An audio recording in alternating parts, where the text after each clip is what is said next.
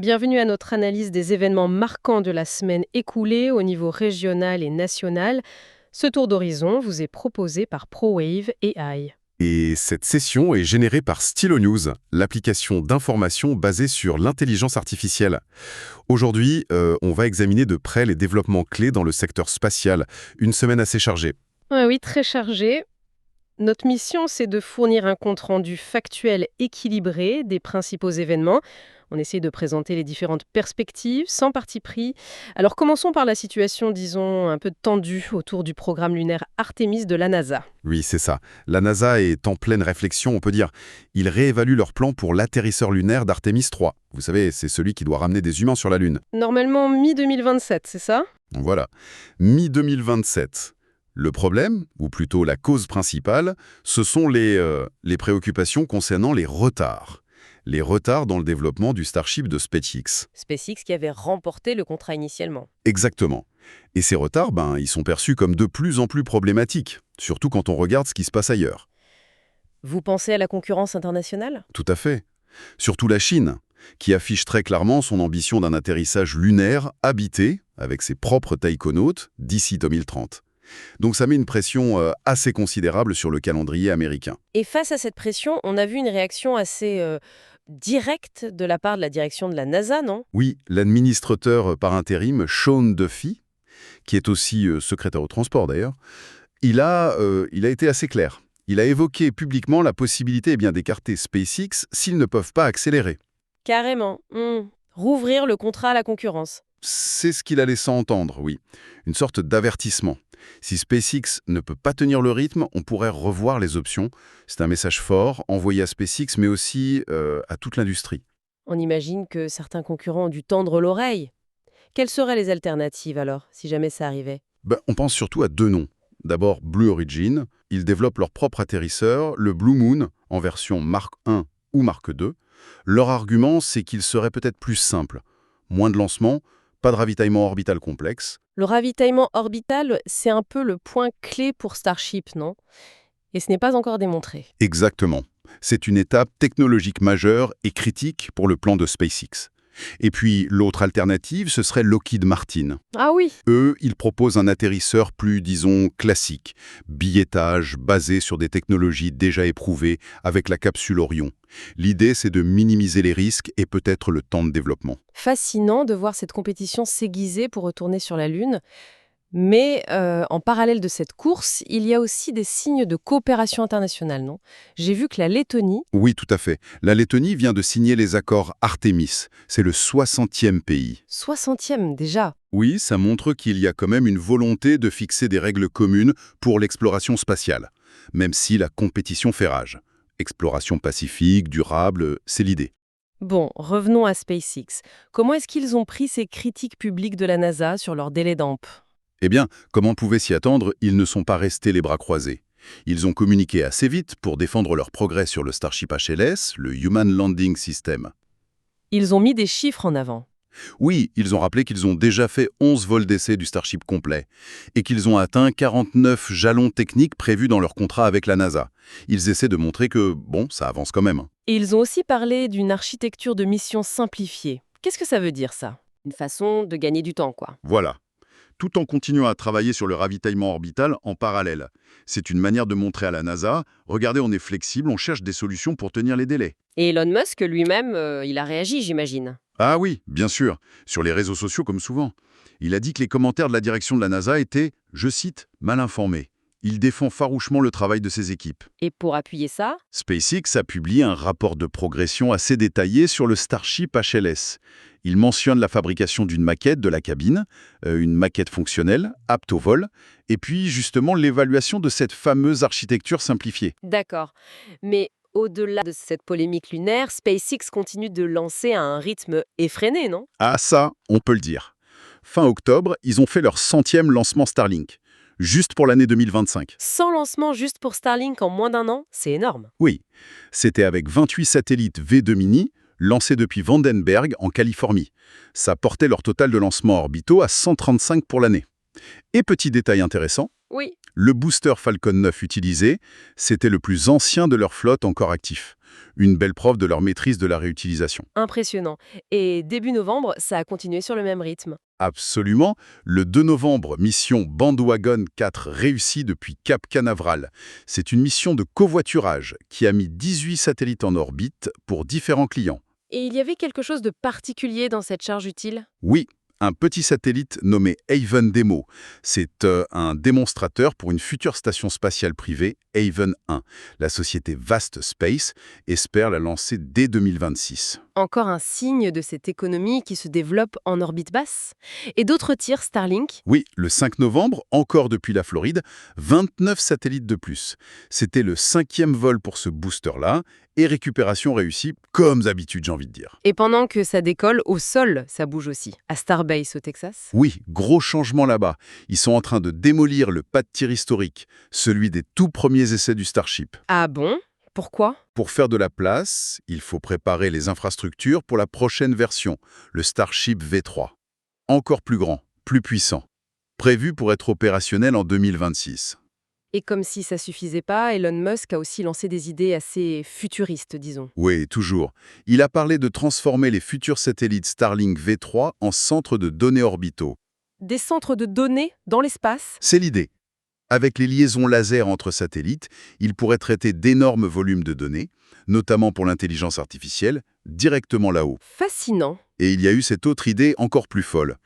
Sur le CLINA? Oui, plus spéculative en tout cas. Il a évoqué le concept d'une immense constellation de satellites, gérée par une IA, qui pourrait moduler la quantité de lumière solaire qui atteint la Terre, pour lutter contre le réchauffement climatique. De la géo-ingénierie spatiale, en somme. Exactement. C'est très prospectif. Ça soulève évidemment des questions techniques, éthiques, de gouvernance. Pour l'instant, c'est juste une idée conceptuelle lancée comme ça. D'accord. Restons dans la compétition plus concrète.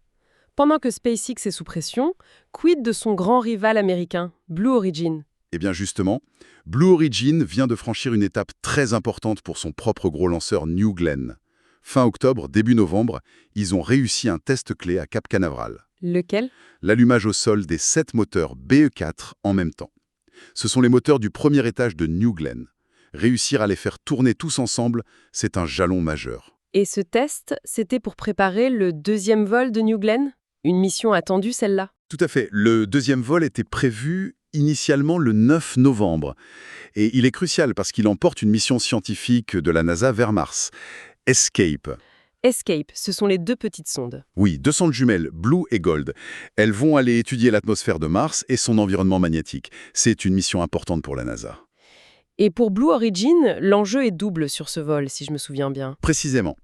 Parce que lors du premier vol de New Glenn en janvier 2025, ils avaient atteint l'orbite, mais Mais ils n'avaient pas réussi à récupérer le premier étage. voilà. Contrairement à SpaceX. Et démontrer cette capacité de récupération, c'est vital pour la compétitivité économique de New Glenn. Donc ce deuxième vol, c'est aussi le grand test pour la récupération du booster. Malheureusement, le 9 novembre, ça n'a pas eu lieu. Non, reporté. Météo pas terrible, pluie, nuages bas. Et puis un petit souci technique au sol. Rien de grave apparemment, mais suffisant pour repousser. Et ils ont une nouvelle date? Oui, ils ont bossé d'arrache-pied et obtenu une nouvelle fenêtre le 12 novembre. Ce qui n'était pas gagné, parce qu'entre-temps, de nouvelles restrictions de vol sont apparues. On va y revenir. Donc Blue Origin, avec ce test moteur réussi et ce lancement imminent, ils se positionnent clairement. Leur PDG, Dave Limp, a dit qu'ils étaient prêts à remuer ciel et terre pour la NASA. Absolument. Ils veulent se montrer comme l'alternative fiable, innovante, tant pour les lancements lourds que pour la Lune, si jamais le contrat Artemis 3 était remis en jeu. Ils insistent sur les progrès de New Glenn et la puissance de leur moteur BE4. Mais la compétition spatiale, ce n'est pas juste les États-Unis. D'autres acteurs ont fait parler d'eux cette semaine. Oui, et notamment l'Inde. L'ISRO, l'agence spatiale indienne, a réussi un lancement vraiment impressionnant le 2 novembre. Ah oui. Depuis Sriharikota, ils ont lancé leur fusée LVM-3M5. C'est une version améliorée de leur lanceur le plus puissant, surnommé Bahubali, avec 10% de capacité en plus. Elle a mis en orbite un satellite de communication CMS-03. Et qu'est-ce qu'il avait de spécial, ce satellite? Son poids, 410 kg. C'est le satellite le plus lourd jamais lancé depuis le sol indien par l'Inde elle-même. C'est une belle démonstration d'autonomie et de capacité technologique. Le docteur Venarayanan de l'ISRO l'a d'ailleurs souligné. Et du côté des acteurs américains plus établis, comme ULA? United Launch Alliance. Eux, ils ont eu un petit contretemps. Un lancement de leur fusée Atlas V, qui est pourtant très fiable. C'était pour Viasat, le 5 novembre. Il a été interrompu au dernier moment. Un scrub, comme on dit. La cause. Un problème détecté sur une valve d'oxygène liquide.